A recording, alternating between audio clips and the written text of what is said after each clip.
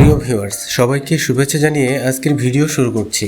Bangladesh police বাহিনীর অধীনে police training centre টাঙ্গাইলে সম্প্রতি একটি নিয়োগ বিজ্ঞপ্তি প্রকাশ করা হয়েছে, যেখানে বাংলাদেশের বসবাসরত সকল নারী পুরুষ যাদের বয়স 18 থেকে 30 বছরের মধ্যে তারা আবেদন করতে পারবেন। চলুন কথা না বাড়িয়ে বিজ্ঞপ্তিটির বিস্তারিত দেখে নেওয়া যাক। এখানে 1 নম্বর পদ আছে কম্পিউটার অপারেটর। শূন্য পদের সংখ্যা হচ্ছে 2টি। এটির বেতন স্কেল বা জাতীয় বেতন স্কেলের গ্রেড হচ্ছে 13, আর বেতন হচ্ছে 11,000 থেকে 26,590 টাকা।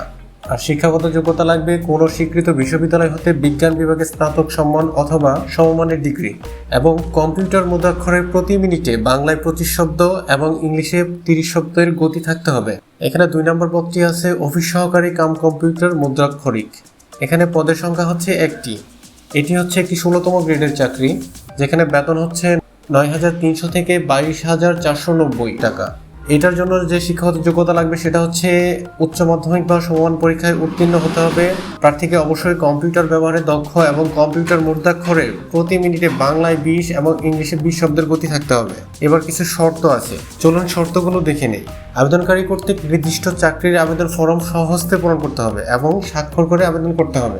নির্দিষ্ট ফরম ব্যতীত কোনো সাদা কাগজ বা অন্য কোনো ফরম্যাটে আবেদন করলে কিন্তু আবেদন বাতিল বলে গণ্য হবে। এই চাকরির আবেদন ফর্মটি বাংলাদেশ পুলিশের যে অফিসিয়াল ওয়েবসাইট আছে এটাতে পাওয়া যাবে, এবং সেই সাথে টাঙ্গাইল পুলিশ ট্রেনিং সেন্টারের যে ওয়েবসাইট আছে সেই ওয়েবসাইটে নোটিশ বোর্ডে পাওয়া যাবে। আমি এই ফর্মের লিঙ্কটি ডেসক্রিপশন বক্সে দিয়ে দিব, সেখান থেকে আপনারা চাইলে সরাসরি এই ফর্মটি ডাউনলোড করে নিতে পারবেন। যে কার বরাবর আবেদন করবেন, আবেদনপত্র commandant DIG police training centre Tangail বরাবরে করতে হবে, যা 15/9/2024 অর্থাৎ 15 সেপ্টেম্বর 2024 তারিখের মধ্যে ডাকযোগে পৌঁছাতে হবে। এটি কিন্তু কোনো হাতে হাতে বা অনলাইনের আবেদন না, এটি আপনাকে ডাকযোগে পৌঁছাতে হবে। আর খামের উপরে অবশ্যই মোটা অক্ষরে পদের নাম উল্লেখ করতে হবে। তারপরে আপনার 7 নম্বরে আছে কাগজপত্র। কী কাগজপত্র আপনার সংযুক্ত করতে হবে এই আবেদনপত্রের সাথে?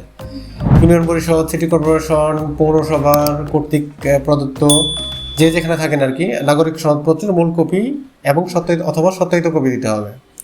প্রথম শ্রেণীর গেজেটের কর্মকর্তা দ্বারা সকল শিক্ষাগত যোগ্যতার মূল সনদপত্রের ফটোকপি দিতে হবে, সত্যায়িত ফটোকপি। তারপরে আপনার প্রথম শ্রেণীর গেজেটের কর্মকর্তা কর্তৃক সত্যায়িত সদ্য তোলা 4 কপি পাসপোর্ট সাইজের ছবি দিতে হবে। কম্পিউটার শিক্ষা সনদের সত্যায়িত কপি অবশ্যই দরখাস্তের সাথে সংযুক্ত করতেই হবে, এটা মাস্ট দিতেই হবে।